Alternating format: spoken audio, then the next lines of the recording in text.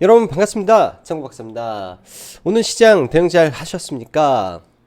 오늘 참 국내 증시를 보면서 조금 안타까운 마음이 많이 들었던 그런 하루지 않나라는 생각이 듭니다.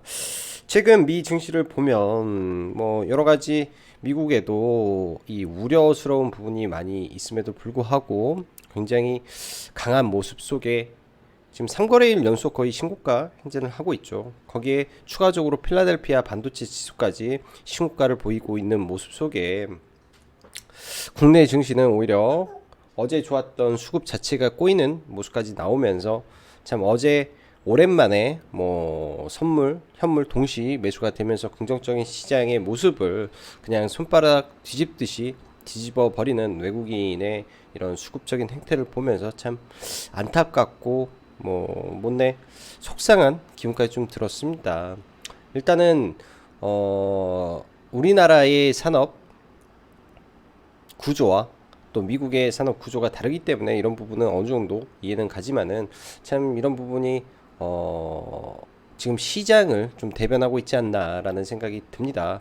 어쩔 수 없이 이 미국을 지탱하고 있는 글로벌 대기업들, 시가총액 상위 종목군들의 이 산업 구조와 국내 코스피 유수의 이 대기업들, 삼성전자라든지 현대차라든지 이러한 기업들의 산업 구조적인 문제가 일단 시장의 흐름을 쉽게 돌려주지 못하는 것 같아 못내 아쉽고요. 그런 부분 때문에 어쩔 수 없이 중소형주 그리고 코스닥 위주의 시장을 일단 바라보면서 일단 오늘 밤에 FOMC가 진행이 되죠. 그래서 일단은 단기적인 이 우려가 오늘 해소가 되었으면 하는 바람입니다. 일단 만에 하나 오늘 미국 증시가 하락을 한다 하면 국내 증시 오늘 일부 빠졌기 때문에 내일 전략 후강 정도의 흐름이 기본적으로 예상이 되고요.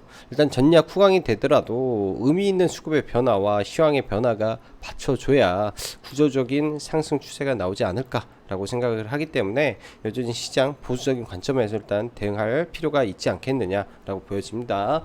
자, 그럼 시황 들어가도록 하죠. 전일 미 증시 간단하게 한 번만 체크를 해보면요. 전략 후강에 강한 상승 흐름이 나왔죠. 일단 미국 시장을 보면 미국 시장을 지탱하고 있는 이 빅테크 기업들이 일단 뭐 테슬라가 빠져도 나머지 구글, 애플, 마이크로소프트, 그 다음에 엔비디아 등 이런 굵직한 회사들이 시장을 떠받들어 주고 있기 때문에 미국 시장이 지탱을 하고 있는데 반면에 국내 시장은 그런 부분이 많이 없기 때문에 오히려 시장이 좀 밀리지 않나라고 생각이 듭니다. 그런 부분에 오늘 시장이 추가적으로 하락을 했고요. 일단 수급적으로 오늘 좀 볼게요. 당일 지수로 보면 아침부터 코스피는 쭉 흘러내려서 장 막판까지 약세의 모습을 보였고 반면 코스닥 기준에서는 오전 시가에 위메이드가 실적 발표와 함께 마이너스 5% 출발을 했는데 컨퍼런스 콜이 나오면서 굉장히 강하게 또 올라왔습니다. 그 과정 속에 여러 게임주들 상승을 했고요. 또 에코프로 기업이 실적 발표를 하면서 에코프로와 에코프로 BM이 반등을 해주면서 코스닥 지수는 그나마 코스피보다는 상대적으로 하락폭이 적었다. 그렇지만 코스닥의 경우에 하락폭이 적었던 거는 코스닥 시총 상위 특히 게임주들과 2차전지 종목군들 그 다음에 최근에 낙폭이 컸던 셀트리온 그룹주의 3일 연속의 반등이 일단 이 지수적으로 좀 버티는 역할을 했지만 나머지 종목군들은 상당히 어려운 모습을 보여주었습니다. 거기에 최근에 이 안정화를 좀 보였던 환율이 다시 올라가고 있는 모습이기 때문에 이런 부분이 전반적으로 시장을 짓눌렀던 요인이라고 생각이 되고요. 자, 지수적으로 좀 한번 볼게요. 지난번에 보다가 쭉 안 봤었는데 자, 먼저 코스피 지수를 보면 이 내려오는 추세대를 돌파하지 못하는 모습이기 때문에 어제의 상승에서도 사실 기대감은 있지만은 완벽한 돌파가 나오지 않은 이상 여전히 이 추세는 하락 추세 안에 유지가 되고 있다라고 보여집니다. 어찌됐든 지금 현재 외바닥 거의 외바닥이죠. 뭐 쌍바닥일 수도 있고요. 외바닥 흐름에서 뭐 쓰리바닥을 확인하고 올라가는지 그 정도 코스피는 체크를 해 봐야 될 것 같고요. 정말로 얘는 아예 하락 추세 자체를 벗어나지 못했기 때문에 흐름이 안 좋다라고 받아들여야 됩니다. 자, 코스닥 지수를 한번 놓고 보면은 코스닥은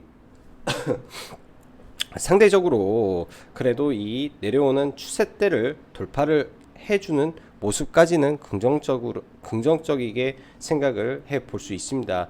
그렇지만 이 단기 좁은 박스권 내에서 만약에 이게 하락을 보인다면 이 또한 단기 좁은 박스권 내에서 헤드앤숄더를 만들었고 중장기 이평선을 돌파하지 못하는 상황 속에 떨어지는 부분이기 때문에 이러한 하락의 충격이 올 수도 있는 모습입니다. 일단 그렇기 때문에 최근 시장이 여러분들이 어렵게 느낄 수밖에 없고요.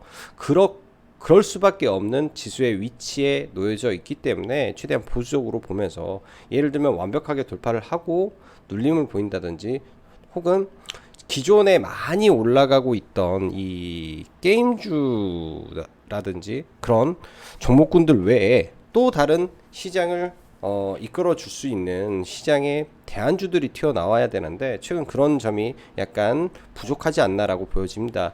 예를 들면 갑작스럽게 뭐 리비안 테마라든지 뭐 지난번에 버키처럼 오징어 테마주라든지 뭐 이런 식으로 좀 나와야 되는데 어제 오늘은 이 요로수 테마가 좀 있었는데 개인적으로는 좀 하기 어려운 테마라 사실 접근을 안 하고 그냥 시장의 흐름을 좀 관찰하는 수준에서 어제 오늘은 조금 보수적으로 시장을 대응하고 있습니다.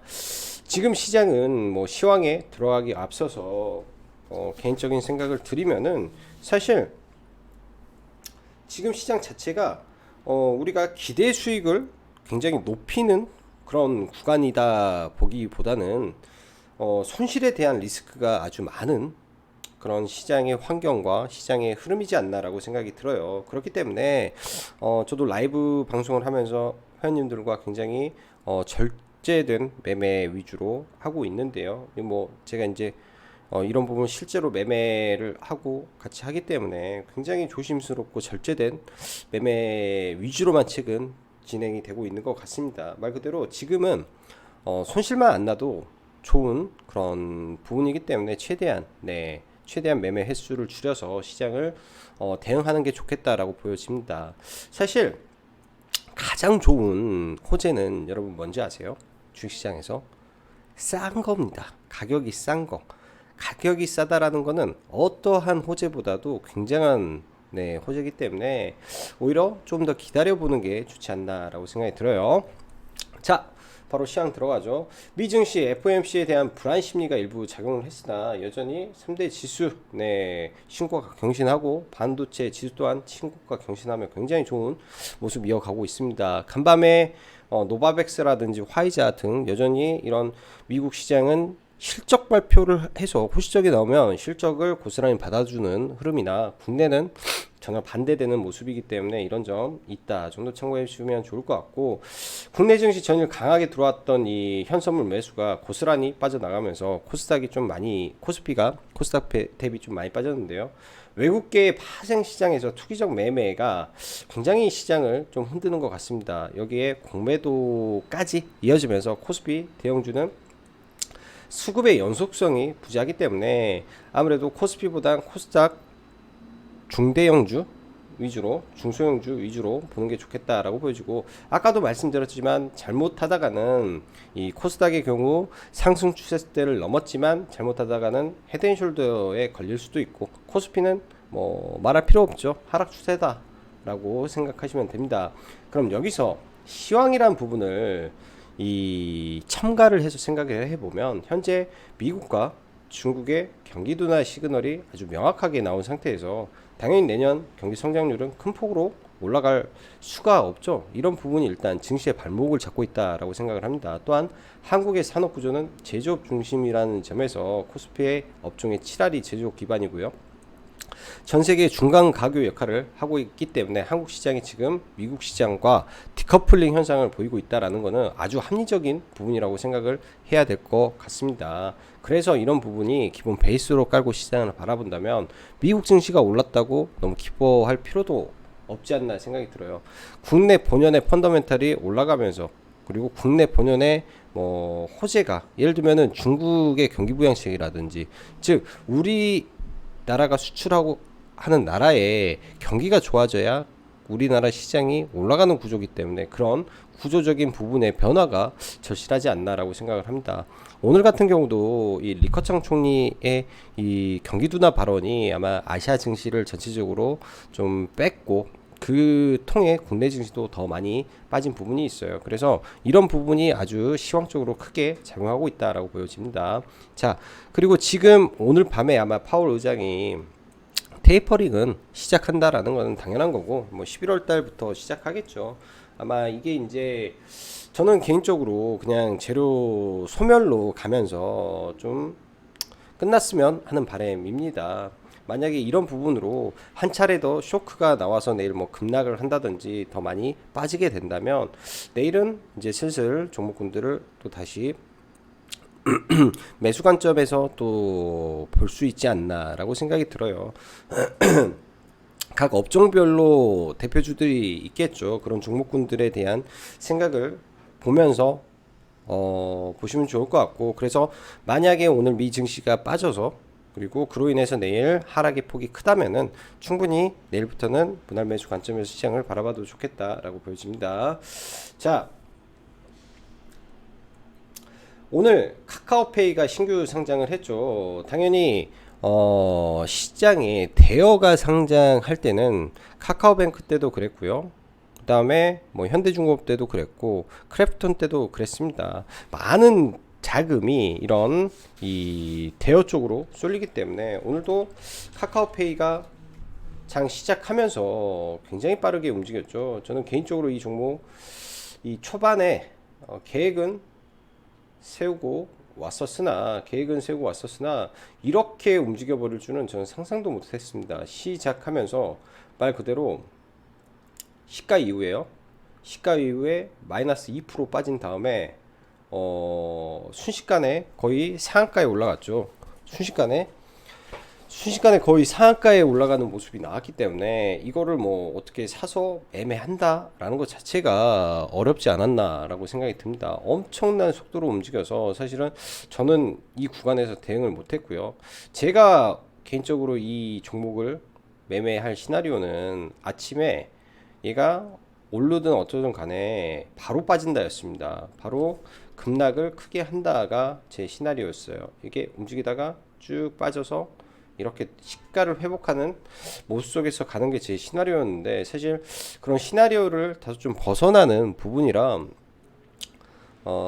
제대로 저가에서는 매매를 좀 못했었고요. 저가에서는 매매를 못했었고 이런 구간에서 돌파 이후에 그러니까 이런 돌파죠. 여기 단기 이 아랫꼬리 구간을 돌파 이후에 이 눌림에서 잡아서 일부는 물량을 좀 줄였다가 여기 올라가는 구간에 물량 줄인 걸 다시 추가 매수해서 일단 적당한 수익에서 좀 나왔습니다. 근데 개인적으로는 굉장히 좀 아쉬움이 많은 매매였고요. 뭐 이 종목을 쉽게 건들지는 못했을 것 같아요. 너무 빨랐어요. 예, 제가 봤을 때는 너무 빨라가지고 시가에 들어간다라는 것 자체가 따상에 출발해서 들어간다는 자체가 쉽지 않은 부분이었겠다라고 생각을 합니다. 그래서 개인적으로 조금 아쉬웠던 매매였고 거래대금 자체가 2조 2천억이 터졌습니다. 오늘 시장에서 삼성전자가 거래대금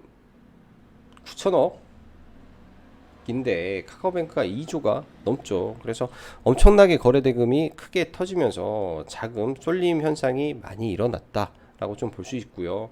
오늘 시장에서 LG화학이 조금 크게 빠졌죠. 또 이 배터리 관련된 화재가 발생하면서 LG화학이 좀 안 좋아지는 모습이지 않나라고 생각을 합니다. 이제는 LG화학 다 빠져나와야 되지 않을까 싶기도 해요.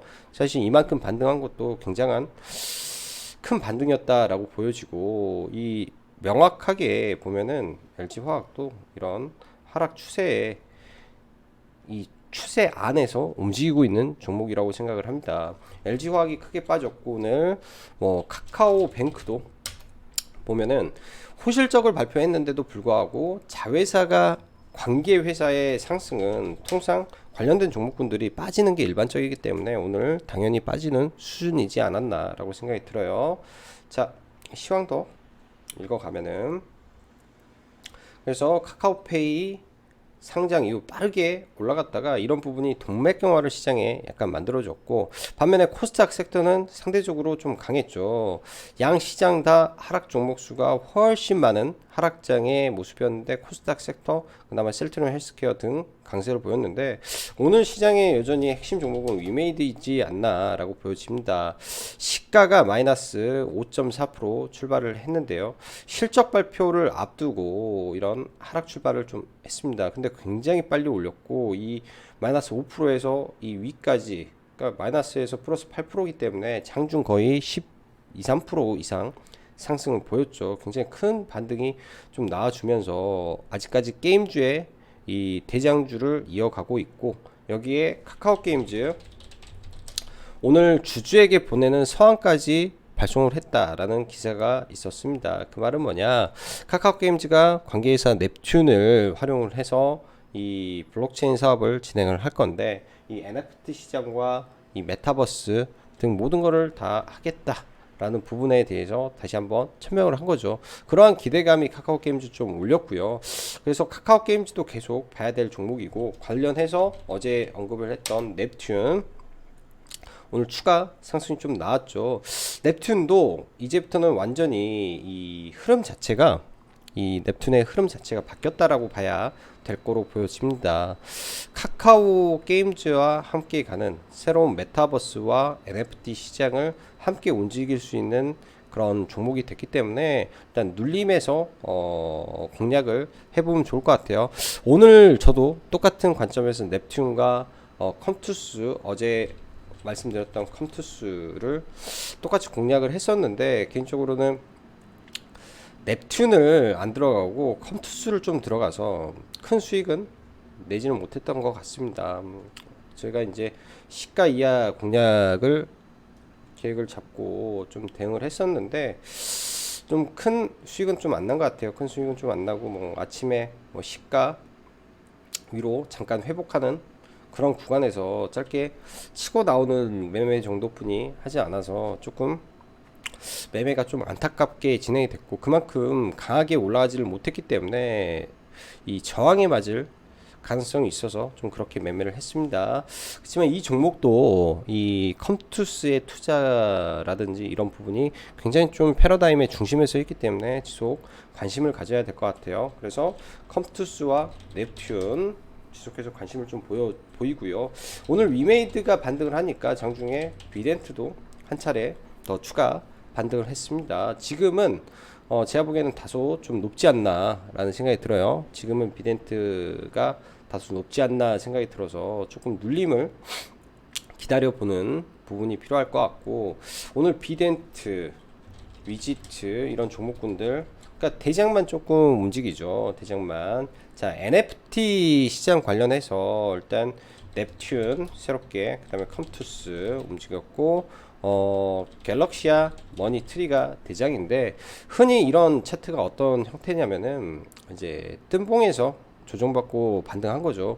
오늘 1차적으로 시세가 크게 나왔기 때문에 눌림이 저는 몇 차례 더 좀 깊게 나오면은 매매를 하지 않을까 싶습니다. 오늘도 관심은 가졌는데 사실 그렇게 크게 눌리지를 않아서 매매 대응에는 조금 어렵지 않나라고 생각이 들고요.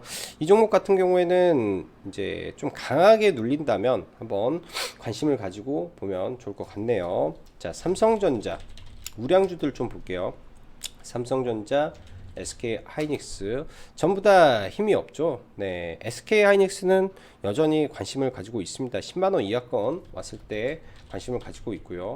LG 생활건강 저희는 이제 이번에 하락 때 매수를 일부 해서 조금 보유하고 있고, 호텔신라 이런 악재 구간에서 조금 더 추가 하락을 할 때 사실은 사야 되지 않나 라고 생각이 듭니다. 호텔신라도 이런 구간이면 좋을 것 같아요. 예를 들면 77,000원 이하권으로 떨어졌을 때부터 분할 매수 관점에서 저는 보면 참 좋겠다라고 생각을 합니다. 그동안 비싸서 못 샀던 종목, 우량한 종목이 이 시가총액 3조를 깨버리면요, 3조를 깨버리면 충분히 그때부터는 이 자산가치라는 게 있기 때문에 메리트가 생길 종목이라고 보여지네요. 그래서 호텔신라도 아래권에 있는 종목으로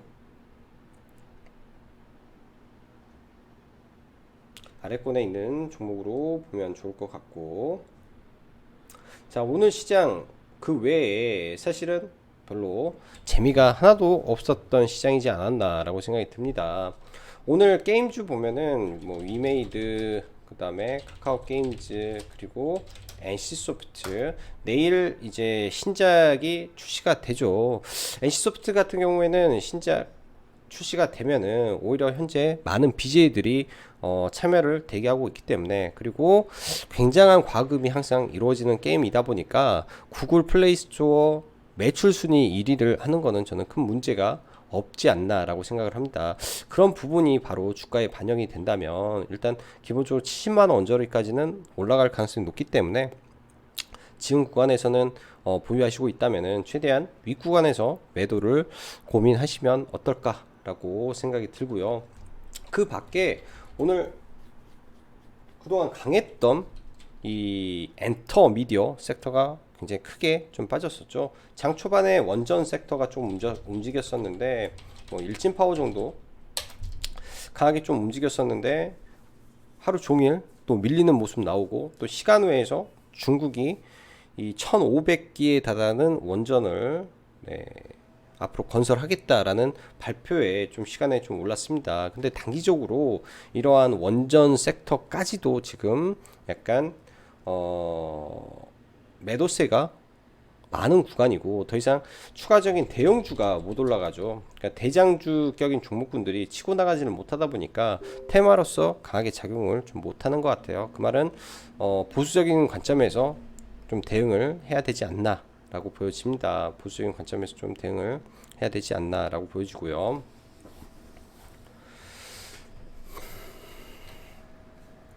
자, 리비안 관련주 LFP 배터리 섹터를 몇 개 보면은 오늘 이 그동안 시장을 좀 이끌었던 강한 테마들이 대부분 좀 깨졌는데, 메타버스의 대장이 MP, 덱스터 대부분 큰 폭의 하락이었죠. 일단 큰 상승을 보였기 때문에 조정은 저는 불가피하다라고 보여집니다. 그래서 조정이 깊다면 그 이후에 좀 볼 것 같고요. 메타버스는 지금 안 볼 것 같고, 이 LFP 배터리 관련해서 일단 파동이 1차 파동만 나왔기 때문에 아모그린텍 오늘 단일가가 해제가 됐죠. 단일가가 해제가 되면서 시장의 영향에 의해서 좀 빠졌다라고 보면은 일단 이러한 지지와 저항 구간에서 내일 한 차례 더 빠지면 충분히 저는 공략해 볼 수 있는 단기 매매, 그러니까 단기 트레이딩 가능한 구간이지 않나라고 생각을 합니다. 어제 단일가에 대한 기대감으로 들어와 있던 물량들이 순절하고 빠져나가는 구간에서 나왔던 하락이라고 좀 보여주고요. 코인테크도 이제 조금 더 밀리면은 이 박스권을 돌파한 구간에서 또 강하게 시세가 나왔던 구간들이 있죠. 강하게 시세가 나왔던 구간들, 이런 큰 돈이 들어와서 시장의 흐름을 돌려놓았던 그런 구간들에서 기술적 반등이 나오는지 체크를 하면서 내일 한번 보셔도 좋을 것 같습니다.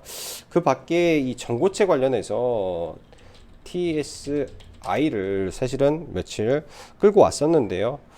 원래였다면 이런 구간에서 그냥 홀딩하고 좀 넘어가도 되는데, 시장 자체가 좀 지지부진한 흐름이라 이런 종목군들은 그냥 다 차익 실현을 해버렸던 것 같아요. 사실 조금 더 밀리면 아래에서 추가 매수를 계획을 하고 좀 봤었는데, 너무나 요새 시장 자체가 좀 지지부진하다 보니까 이런 종목군들도 하락폭이 굉장히 컸음에도 불구하고 거의 35% 가까운 하락에도 불구하고 반등이 잘 안 나오는 그런 시장의 모습이지 않나 라고 생각을 합니다. 자, 시장 많이 어렵고 답답하실 거라고 보여지는데, 일단은 오늘 밤 FOMC가 지나고 나면은 단기적으로 시장의 불안 요인이었던 이러한 불확실성이 일부 해소가 된다라는 관점에서는 또 하나의 이 악재 해소라는 호재가 시장에 등장할 수 있지 않나라고 보여집니다. 그래서 조금 더 긍정적으로 시장을 내일은 바라보고요. 설사 미국이 크게 밀리더라도 오늘 일부 선 반영한 부분이기 때문에 그런 점 내일 반영이 될 거라고 보여지네요. 자, 오늘도 수고 많으셨고 여기까지 짱구 박사였습니다. 감사합니다.